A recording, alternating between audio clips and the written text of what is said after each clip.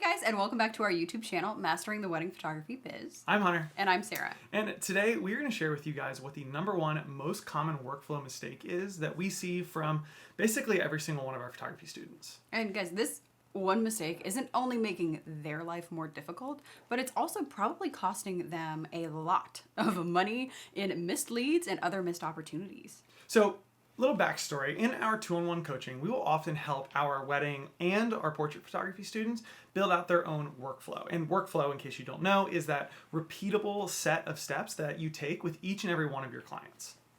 And a good workflow begins when you get that very first message on Instagram, or like you get that first message in your email inbox, and follows all the way through to like well after the final image gallery has been delivered.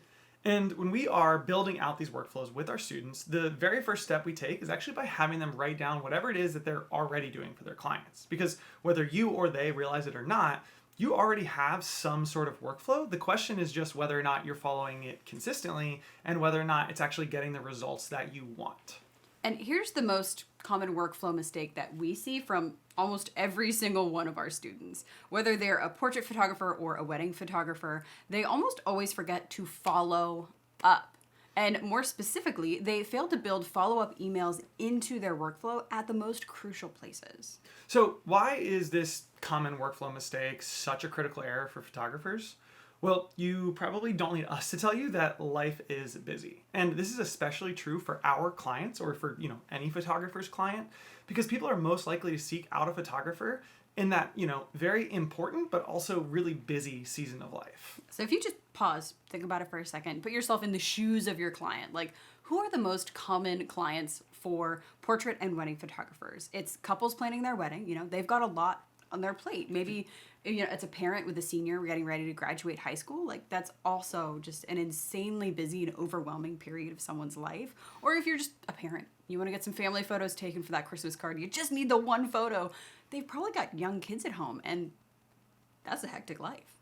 So when life is busy, again, as you know, things can fall through the cracks. And so that's why a well-timed follow-up email can make the difference between booking a job and getting completely lost in the shuffle. And so think about a wedding couple that, gets really excited and they sit down over the course of the weekend, they do a ton of research, they email like 10 wedding photographers.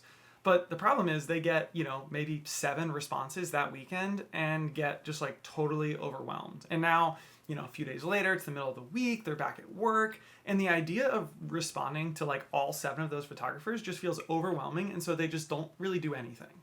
Now, if just one of those photographers kind of gently reached out a few days later to follow up in a way that's friendly and helpful, that client might just continue the conversation with that one photographer.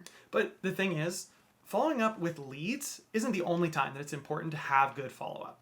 This sort of, again, common workflow mistake extends to many, many parts of a good photography workflow, whether you're a portrait or a wedding photographer. And so when it comes to sending contracts, requesting payments, requesting reviews, persistent but polite follow-up can make all the difference in this and many other points of your workflow.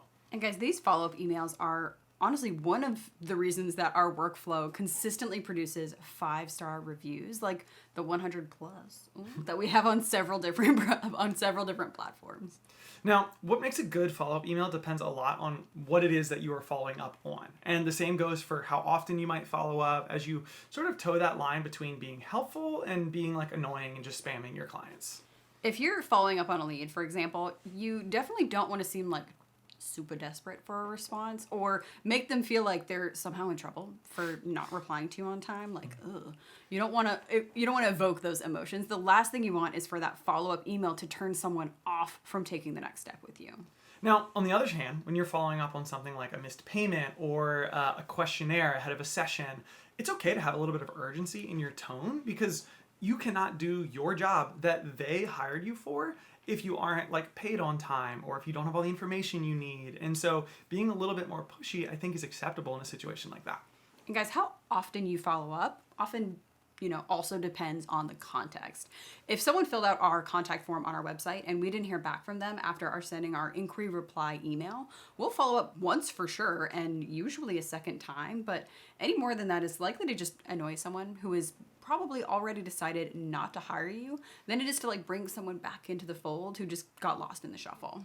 Now, on the other hand, if we've given a client an incredible experience and already delivered this wonderful collection of wedding images, we know at this point whether or not they are huge fans of us. And so if they are, we might not be afraid to follow up a few extra times after the wedding when we still need something from them.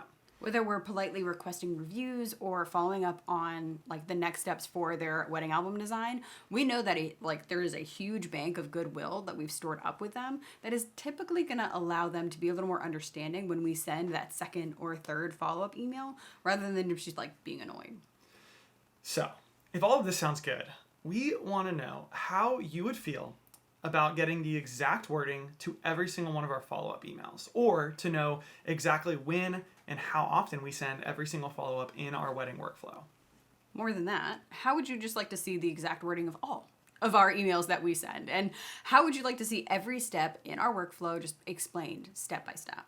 Now, if either of those sound like something that you might be interested in, then we would strongly recommend that you check out our most recent photography workshop. It's called Our Wedding Photography Workflow: How to Build a Pleasant and Efficient Client Experience from Inquiry to Online Review.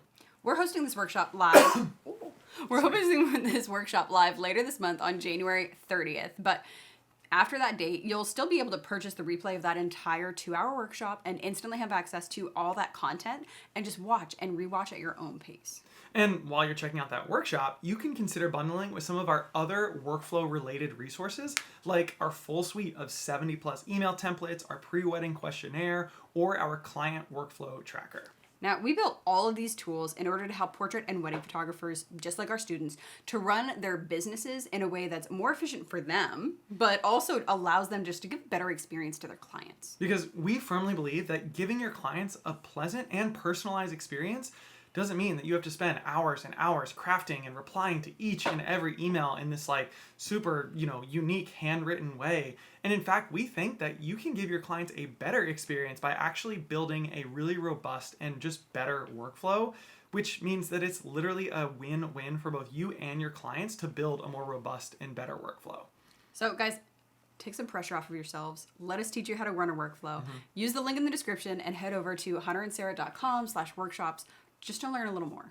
And either way, we will see you guys next week. In the meantime, please like, subscribe, comment below if you guys have any questions. See you guys.